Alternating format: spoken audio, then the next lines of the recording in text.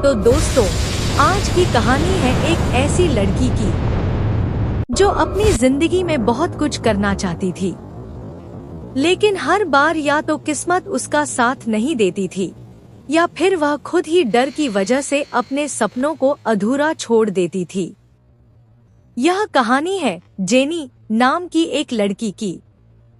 School के समय में जेनी बहुत ही साधारण, शांत और अपने काम से काम रखने वाली लड़की थी।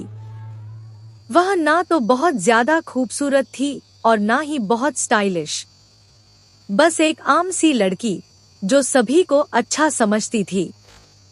लेकिन जैसे जैसे वह बड़ी होने लगी, लोगों को समझने लगी, दुनिया को पहचानने लगी, वैसे वैसे उसके स्वभाव में भी बदलाव आने लगा, जो जरूरी भी था।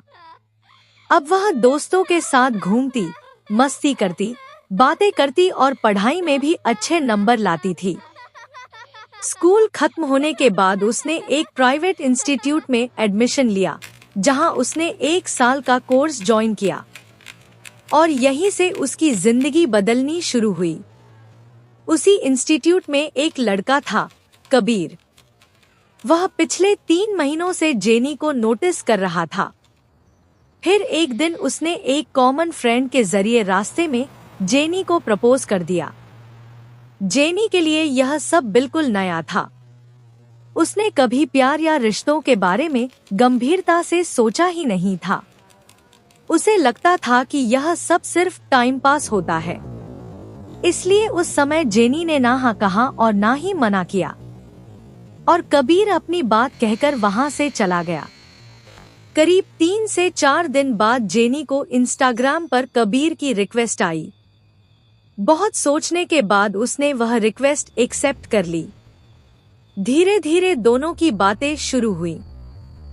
चैट से कॉल तक बात पहुंच गई, और कब दोनों एक दूसरे के करीब आ गए, उन्हें खुद भी पता नहीं चला। जेनी, जिसने कभी प्यार के बारे में नहीं सोचा था, अब कबीर से प्यार करने लगी थी। दोनों मिलते, बातें करते। उनकी मुलाकातें बहुत सिंपल और शांत होती थी। देखते ही देखते 1 साल बीत गया। अब जेनी को लगने लगा था कि शायद भविष्य में दोनों शादी भी कर लेंगे। भले ही उनकी जाति अलग थी, लेकिन फिर एक दिन सब कुछ बदल गया।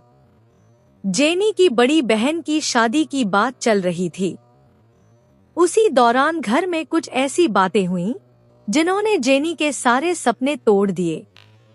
उसके पिता ने कहा, अगर तुम लोगों को अपनी पसंद से शादी करनी है तो पहले ही बता दो, फिर मैं तुम्हारे लिए कोई सपने नहीं देखूंगा। जेनी अपने पिता से बहुत प्यार करती थी। उस एक बात ने उसे अंदर तक तोड़ दिया। उसने उसी समय फैसला कर लिया कि वह कबीर से दूर हो जाएगी। उसने कबीर को सब सच बता दिया और कहा, अब हम दोनों साथ नहीं रह सकते, हमें यही सब खत्म कर देना चाहिए। कबीर पूरी तरह टूट गया था, लेकिन कहीं ना कहीं जेनी भी अंदर से बिखर चुकी थी। कबीर को लगा कि शायद जेनी की जिंदगी में कोई और आ गया है, लेकिन जेनी उसे सब कुछ पहले ही बता चुकी थी। वह कई दिनों तक रोती रही, इंस्टीट्यूट से छुट्टी ली और एक जगह पूरे दिन अकेली बैठकर बस सोचती रही। समय बीतता गया और धीरे धीरे सारी यादें धुंधली होने लगी। अब जेनी ने फैसला कर लिया था कि वह सिर्फ अपने करियर पर ध्यान देगी। उस समय उसकी आर्थिक स्थिति अच्छी नहीं थी, इसलिए उसने पढ़ाई के साथ साथ नौकरी भी शुरू कर दी। नौकरी उसकी फील्ड की नहीं थी, लेकिन परिवार को संभालना उसकी जिम्मेदारी बन चुका था। उसी ऑफिस में एक लड़का था, प्रतीक। बहुत समझदार, मेहनती और जेनी का अच्छा दोस्त। धीरे धीरे प्रतीक को जेनी से प्यार हो गया। जेनी उसे सिर्फ दोस्त मानती थी, लेकिन कहीं ना कहीं उसे भी सब समझ आता था। ऑफिस के लोग भी दोनों को लेकर मजाक करने लगे थे।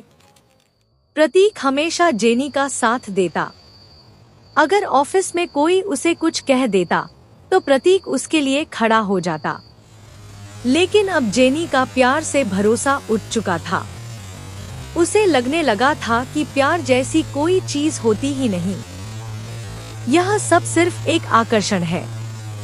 कुछ समय बाद जेनी ने वह नौकरी छोड़ दी और एक नई कंपनी ज्वाइन कर ली।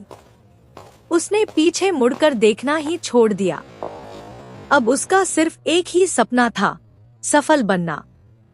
उसने एक बड़ी एमएनसी कंपनी में अप्लाई किया, इंटरव्यू दिए और सभी राउंड क्लियर भी कर लिए। लेकिन ज्वाइनिंग के समय डॉक्यूमेंट्स में हुई एक छोटी सी गलती की वजह से वह उस कंपनी में ज्वाइन नहीं कर पाई। इस बात ने उसे अंदर तक तोड़ दिया। सबको लगता था कि जेनी बहुत मजबूत है, उसे किसी की जरूरत नहीं, उसमें भावनाएं नहीं हैं। लेकिन सच्चाई यह थी कि वह अंदर ही अंदर बहुत थक चुकी थी। जेनी कभी किसी के सामने नहीं रोती थी, क्योंकि उसे लगता था कि रोना कमजोरी की निशानी है।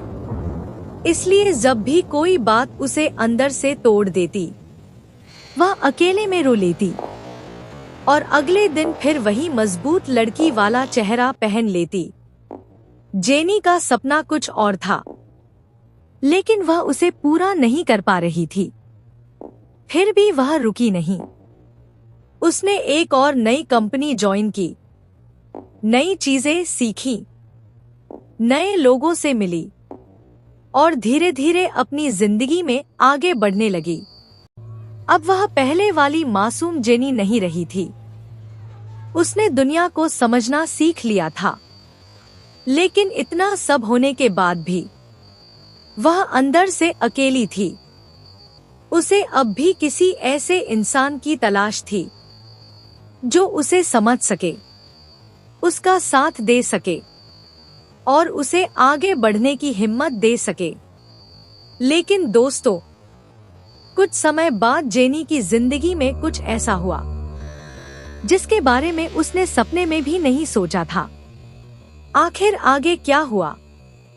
जेनी की जिंदगी में कौन आया? और क्या इस बार उसकी कहानी का अंत अलग होगा? यह जानने के लिए बने रहिए हमारे साथ और इंतजार कीजिए अगले भाग का। धन्यवाद।